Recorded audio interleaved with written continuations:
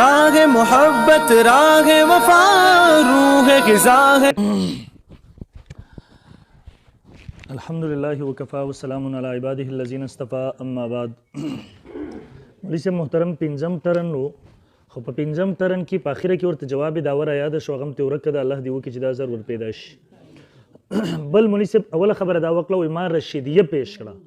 نو د رشیدیه د خبرې جواب ما وکړو خو مولوی صاحب وای تاب دغه په جواب کې ویل چې ستا استفسار تپوس فرمایشي دی نو دوی فرمایشي نه دی کتابي دی. مولوی صاحب ګوره تا تپوس وکړو ما درته ویل چې کم د نن سبا په مقبرو کې تقسیمیږي نه دا قرآن کشته نه حدیث کشته نه فقهاو ذکر کړي. ما بار بار لس پیری دی خبرې وضاحت وکړو یو سیس تا خپل جوړ کړي فقيه دغه تعریف کم ځای کړي دی د دې ما بار بار ویل خو مولوی صاحب ذهن پر خبره پته نه لګي ولې نه کولاویږي پته ما د مروجه قید لګولې مروجه چې کم دا نه خدای امام باندې پر مولا زمانه کې ونه هغه کتاب کې لیکل دی باقی دا مولوی صاحب مخکې راغی نه وای مونږ هم وایو چې فقهای کرامو شرط ماشاءالله خبرې ته خوراک ہے او بار بار ما ته شرط څه ته وایي ګوره زرګر چې سره زر پیژني زر فقیه نه یو شرط پیش کوم د غیر فقیه کتاب حواله ما تر اوسه پورې نه د پیش کړي هغه فقیه شرط پیژني که نه پیژني زمون لالی قاری پیش کوم علامه شامی پیش کوم ایدیو شرط نه پیژني یعنی مولوی صاحب ما ته وایي تاغوی ته شرایط ور وخایا چھوٹے مو بڑے بات کیا پدی اور کیا پدی کا شوربا علامه شامی ته شرایط نه ورزي بیا مخکې دی وای چې کله فقدان د شرایطو نه نو دا شی به بدعت تر دې حواله پیش زویم مولوی صاحب دا طریقه لري سره غلطه ده فقهاو چې کومه طریقه ذکر کړي دا غیر لپاره باید شرایط ذکر کړي بار بار دا خبره کوم نو مولوی صاحب دماغ په دې ولې نه کولاوي کې پته نه لګي چل دی ان شاء الله دا عوام فیصله کوي چې کوم اوري مخکې مولوی صاحب وای شرایط څه نو ما جواب کو دی وای ما خو جواب توجه غواړم قابل توجه خبره ده مولوی صاحب وای ما خو جواب داو دی ته لیکلی و چې اسقاط هي الاسقاط الشرعي مولوی صاحب جواب داو د دعوی جوابي زما بحث د فقهای کرامو چې کوم ذکر کړی دی باقي کې نشته ماره تایید په تور باندې تاکید په تور په خپل داو کې لیکلی دي مولوی صاحب ما لیکلی مروجه هي الاسقاط نن سبا چې کوم کیږي زه یو ویم او پټکو مې نن سبا خو مونږ په دې وخت پته نه لګي چې ولې دماغ نه حاضرې کې ولې په خبره نه پوهیږي ما مولوی صاحب داغه لپاره نه شرطونه ذکر کړه د فقهای کرامو په اور نه هم شرط مې ذکر کړی وو داغه لپاره د هندي حواله مې ذکر کول د عالمگیری اذا مات الرجل کله چې یو سړی مړ شو علیه صلوات فائدة فاوصى وصیت وکي به انتو تعدا چور کی کفاره صلوات لكل صلاه نصف ساع من بر للوتر نصف ساع وللصوم ومساع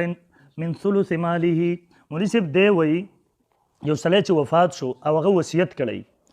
نو په هغه صورت کې د نیم مال نه به ورکول شي یا خپل کم یو وارث چې دی هغه په شور د تبرع باندې ورکوي نو بیا د هیلې ضرورت نشته دی د هغې نه پوره کېږي دغه دې ورکړي نن سبا پکې دا نشته دی نه د وارثانو نه تپوس شته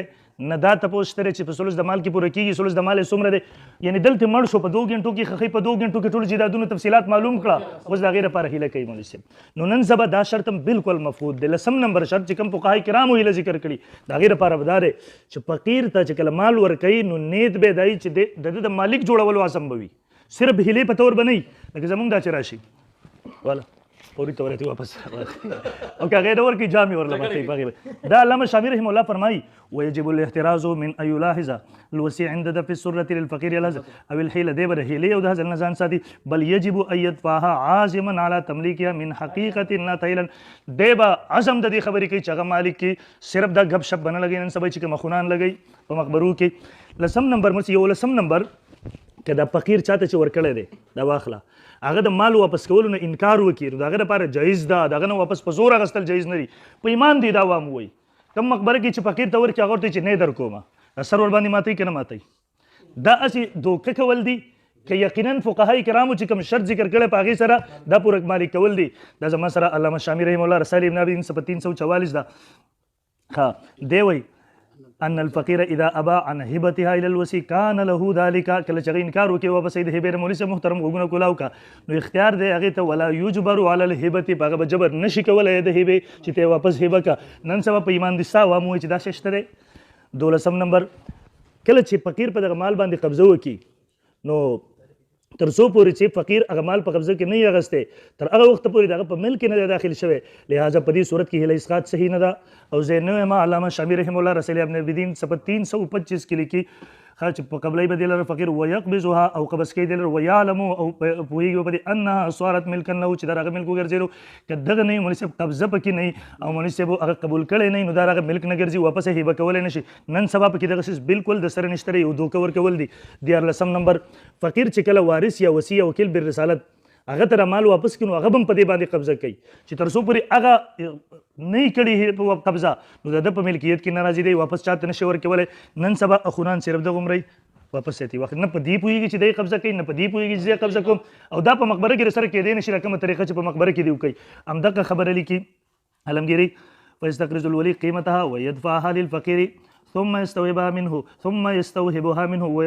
ويتسلمها منه او د بلغین د بیزاری اظهار وکي دا واستعمل وګرځي زمان لتتم الهبه ردی لپاره چې هبه پوره شي خو نن سبا کې دغه سیز نشته مولوی صاحب په خپل ور باندې گواه دی 12 نمبر شرط فقهای کرامو چې کوم ذکر کړی دی 14 نمبر فقیر چې کله وارث یا وصی یا وکیل بر رسالت تمال واپس کی دا ما ذکر کو 14 نمبر فقیر دی هغه دا فقیر کو یہ بتا دے فقیر ته دا وخی چې دا